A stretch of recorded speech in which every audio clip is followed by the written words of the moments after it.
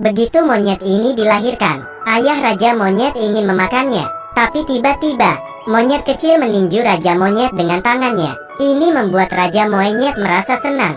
Beginilah seharusnya mewarisi Raja Kera. Saat itu, monyet di samping memegang satu kera kecil lagi. Itu adalah saudara kembarnya, memiliki hak hukum atas tahta. Menurut aturan monyet, monyet yang satu lagi harus mati. Raja Kera menyaksikan kedua bersaudara itu dalam dilema. Penyihir jahat mulai mempengaruhi Raja Monyet, berkata padanya ini adalah kehendak Tuhan. Mengambil kesempatan ketika kera betina tidak sadar, mereka menghabisi anak sulungnya. Raja Monyet tidak punya pilihan selain menghabisi putranya.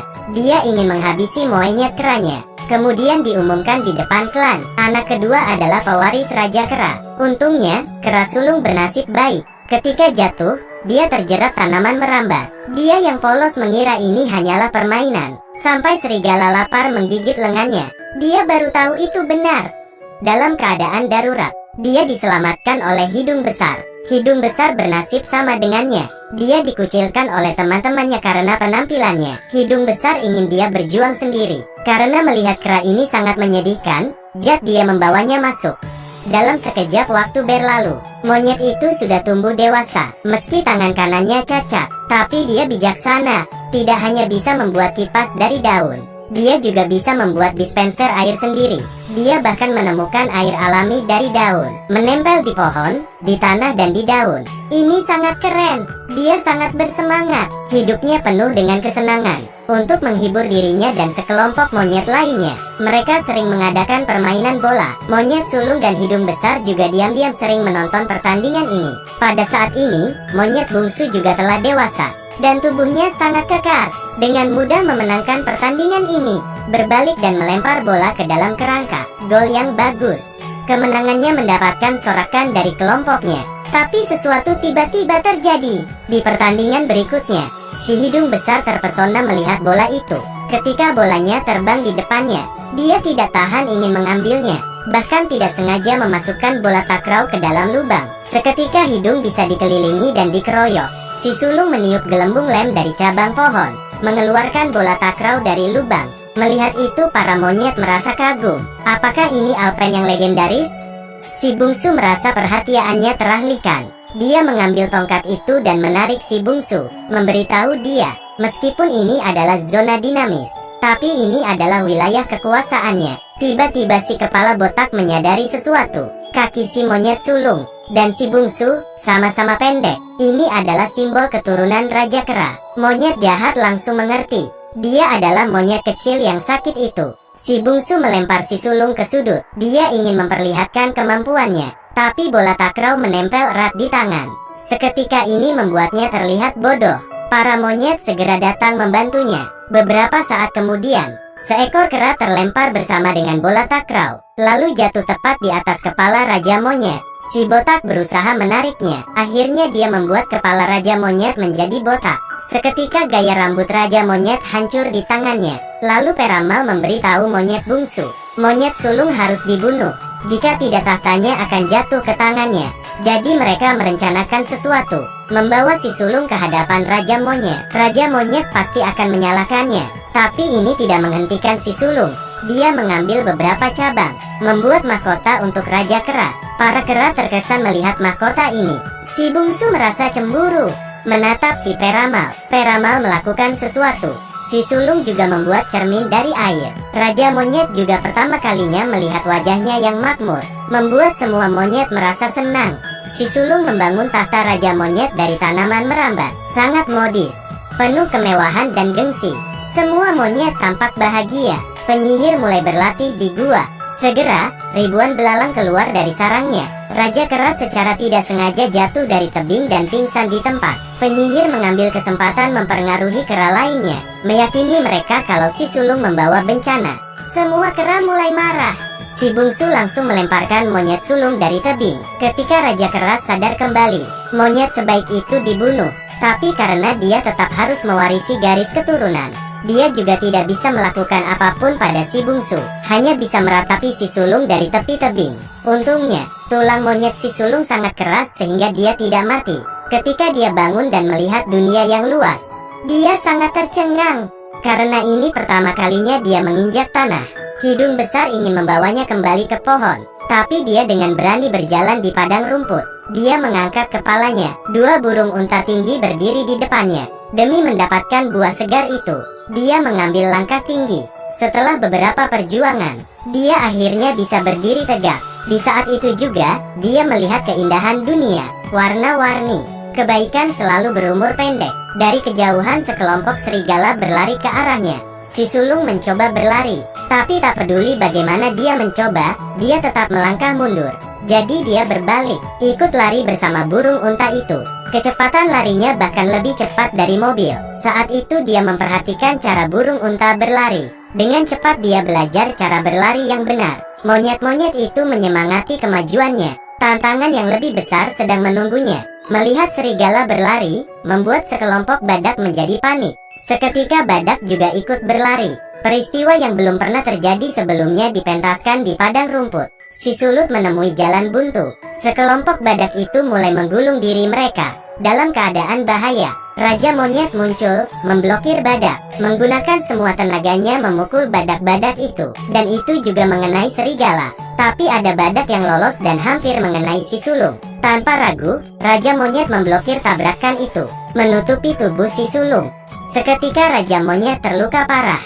Sebelum mati, dia memberitahu si sulung misteri pengalaman hidupnya. Si bungsu adalah adiknya. Si sulung tidak tahu tentang itu. Bertahun-tahun tidak ada yang memberitahunya.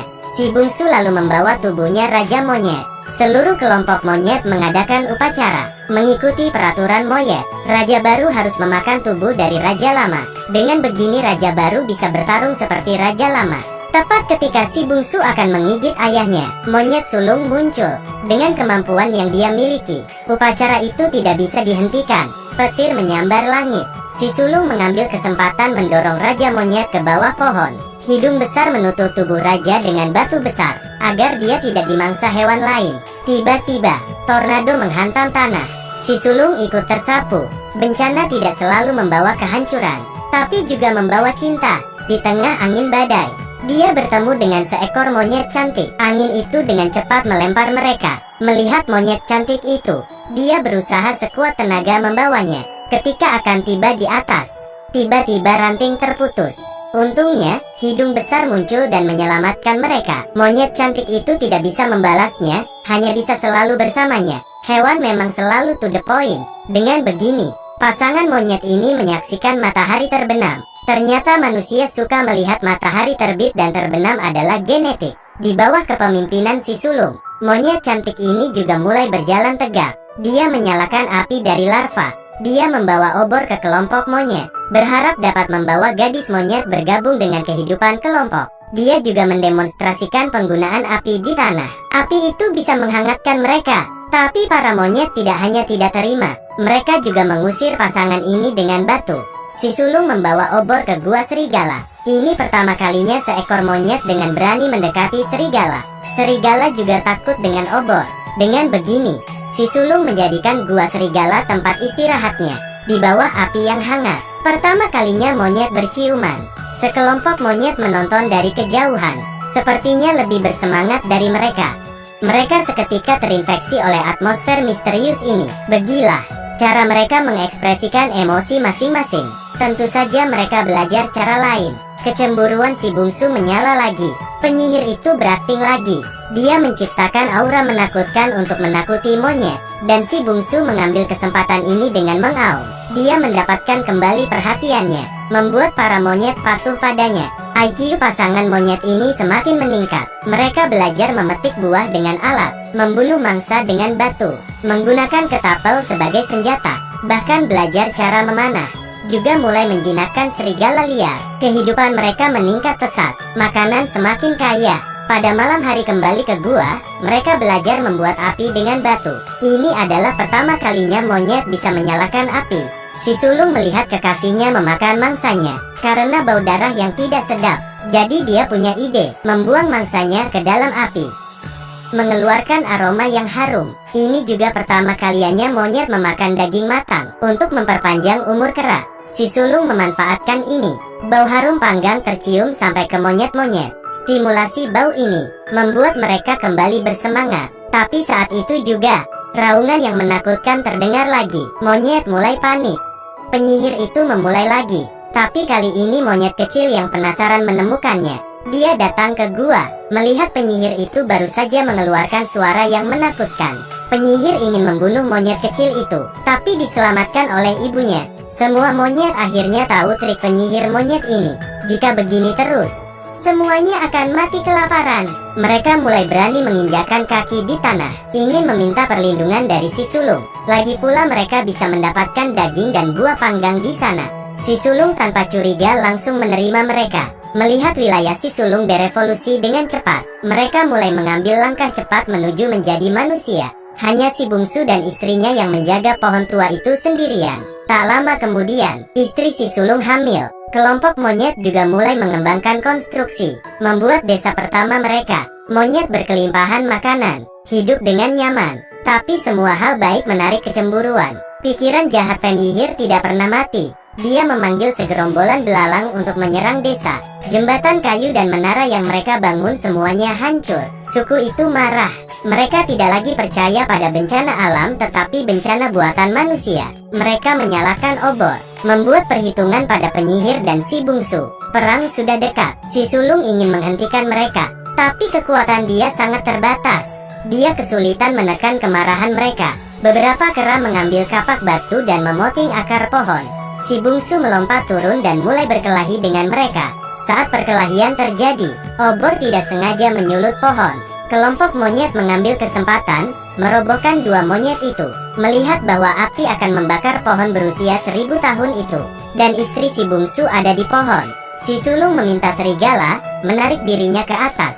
Berhasil menyelamatkan saudara iparnya, tapi sayangnya dia tertimpa oleh batang yang jatuh. Melihat bahwa pohon tua juga akan tumbang, monyet-monyet itu melarikan diri. Si bungsu bangkit. Dia sempat ragu, tapi dia tetap menyelamatkan kakaknya. Penyihir itu mendapatkan hukumannya, terbakar di dalam api. Menyaksikan rumahnya terbakar oleh api, si bungsu terpaksa ikut berevolusi. Dengan bantuan kakaknya, dia juga belajar berdiri. Mereka akhirnya saling memeluk. Monyet-monyet itu diliputi oleh keberanian dan persaudaraan mereka. Tidak ada rumah. Si bungsu memutuskan membawa kelompok monyet bermigrasi secara besar-besaran. Mereka melangkahi lava, memanjat tebing, melewati lembah yang panjang dan sempit. Di bawah matahari adalah padang rumput yang indah. Di tanah baru ini, mereka semakin cepat